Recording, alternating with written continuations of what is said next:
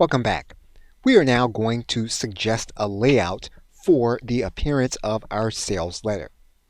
And in order to do that, we're going to give ChatGPT some instructions in order to create the layout. We're going to write in our instructions. So what we've done is we are going to give ChatGPT some additional instructions. We want the chatbot to give us a layout. We want it to include the images that we have mentioned in this conversation. We want it to position the sales video that we've mentioned in this conversation. And we also want to suggest an element that has not been mentioned in this conversation, which is the buy button or calls to action. Now that we have given the chatbot proper instructions, we're now going to click Enter.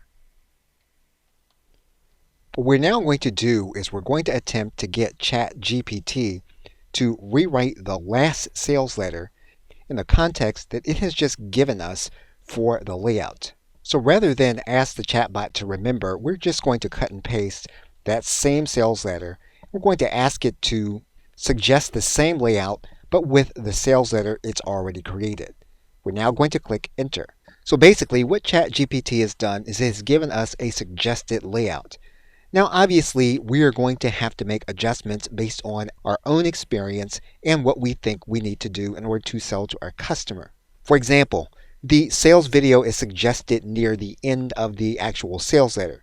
Typically, the sales letter is going to be closer to the beginning or sometimes at the very top. But you do have a starting point to begin your sales letter, and you have a suggestion on how it should be laid out and in the order in which the content should be placed, including the images.